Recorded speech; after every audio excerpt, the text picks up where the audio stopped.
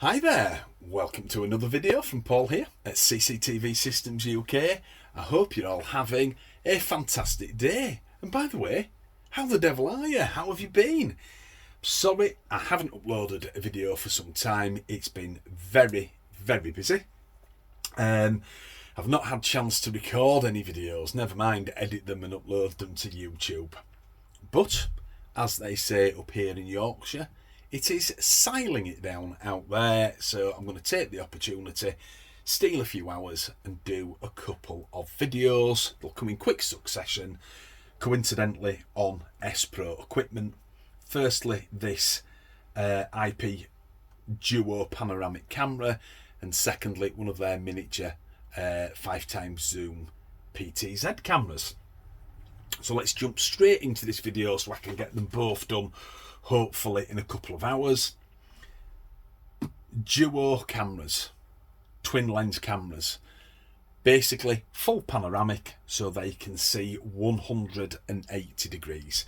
Now these cameras have been out for some time. Again, I've just not done the video on them. I've installed quite a lot of them now so I can speak intelligently about them and tell you what they can and cannot do.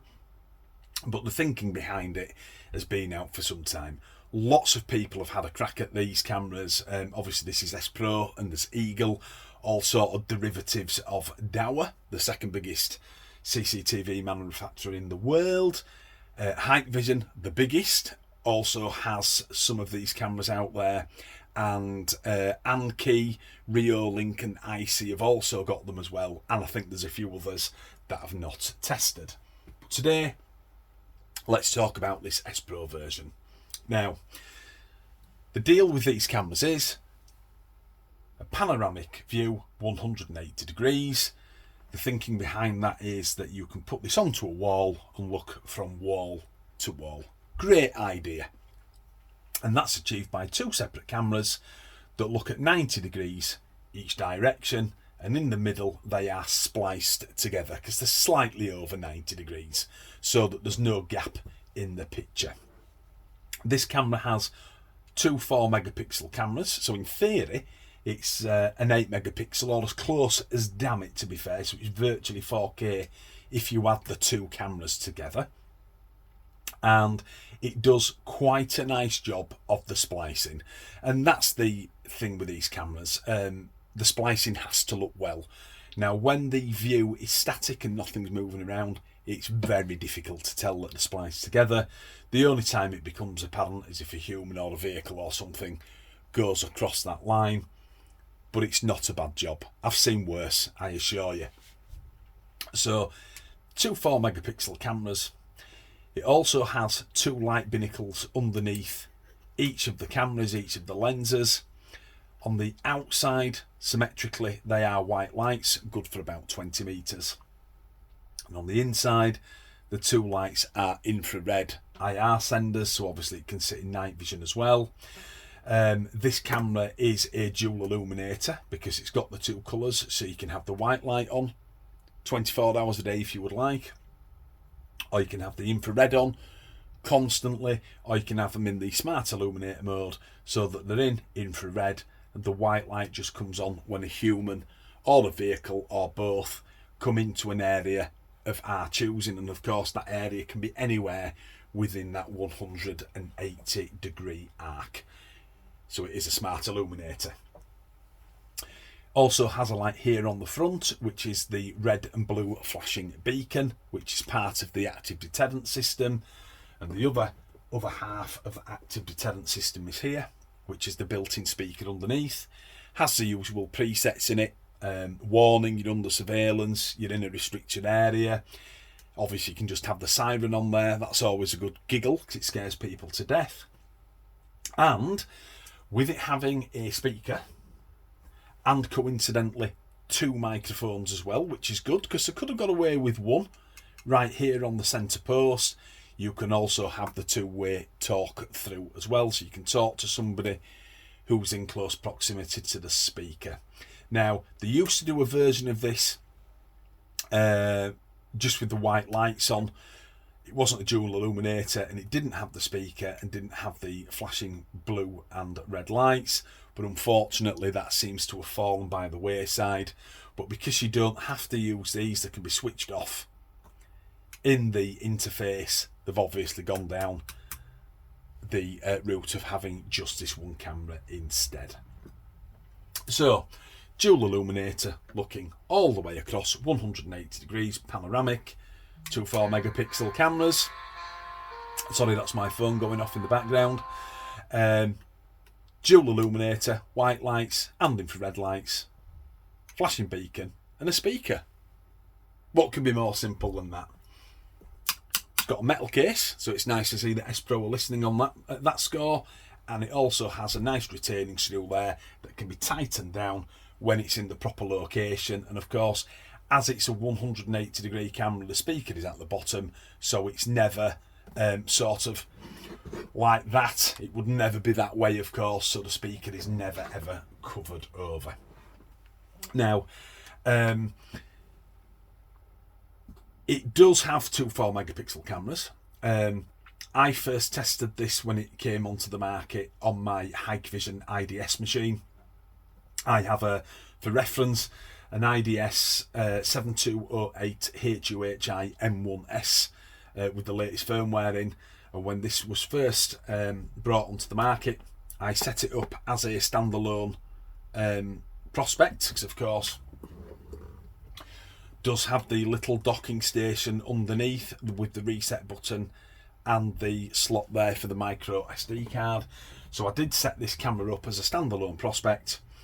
Through OnVIF, I added it to my Hikvision machine, because with 2 cameras, it's still within the 8-megapixel 4 meg that those machines are capable of monitoring. And then I used the P2P facility on this camera to send me all the good stuff, you know, the human and vehicle detection notifications, and to mess around with the, you know, the streams and the illuminator. As it is a standalone, I'll show you this end. Usual Ethernet port. Obviously it can be powered down there by use of a PoE injector. If not, run a standard Ethernet to there and a piece of Cat5 or whatever you've got, so you can power it via 12 volts. It also has the alarm in and output respectively on the back, so you can put that into an external speaker system, which I do an awful lot of. And it also has the alarm output, which I think in 12 volts mode can power 300 milliamps. That's most sirens, alarm sirens, in the 100, 110, 120 decibel range. I will try that out later for you if there's enough interest. So that's the camera in general. I hope I've explained it well so far. Let's talk about the positives and the negatives. And to be fair, the positives far outweigh the negatives with this camera. One of the really big positives is it has the latest version of their smart motion detection inside this camera. Smart motion detection in its early days was just SMD. Then they did the SMD Plus, which is the upgraded version. Then SMD 3.0 and SMD 4.0, which is the very latest, which this camera does have. So you can have the SMD looking for humans and vehicles or both, while using the IVS with the smart plan switched on to look for humans and vehicles or both as well, in different areas of that full 180 degree view that you have. What's the beauty of that? Well, you can set different schedules up, so you can have different notifications for different areas, and of course at different time schedules. And if you want to have the sound on or the light on for the SMD and not for the intrusion or vice versa, you can also do that. It means it's very versatile. Secondly, when you look at it, even though it's quite large, it does look like it means business, and that's a real deterrent, isn't it? Look at it, you can imagine that on a wall. People will look at that and say, ooh, that's a decent CCTV camera that they've got up there. I put a lot of these centrally mounted on buildings so I can see full car park areas, shopping centres, things like that. Even on a few doctors' surgeries that have got them as well. But they're great for also just outside your home. you can see wall to wall from your neighbour all the way to your next neighbour if you've got them. And that is brilliant. That's a great feature for these.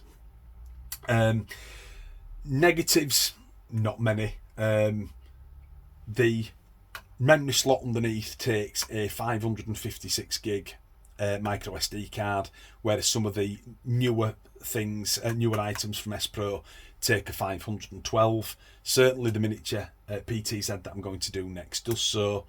I would have liked to have seen it in black as opposed to grey. I'm sorry, that's not going to happen. I know Hike Vision have done it, but I don't see it going that way through Duhua or Spro. I could get over that, no problem. The only big negative that I have for this camera is it doesn't have facial detection in it,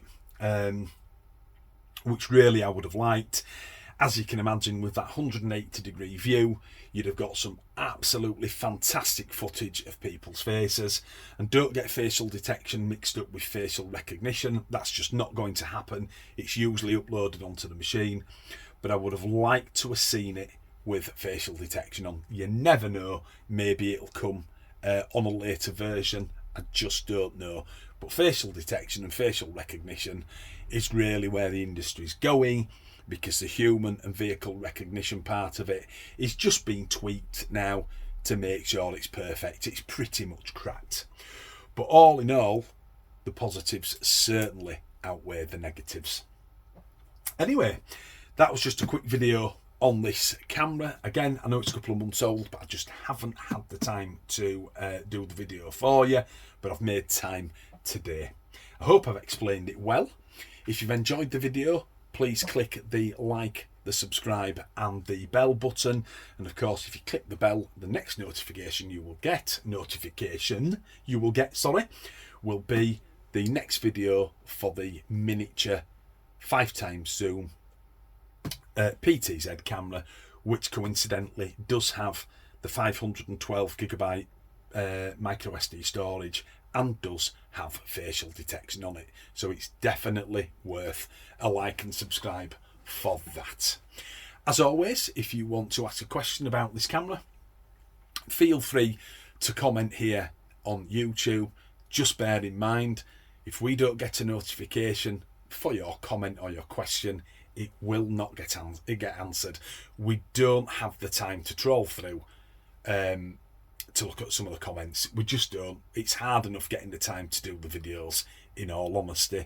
But there is a link in the description, as always, through to our Facebook page.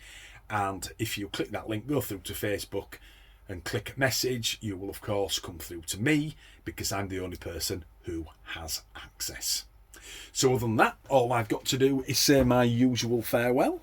This is Paul logging off at CCTV Systems UK.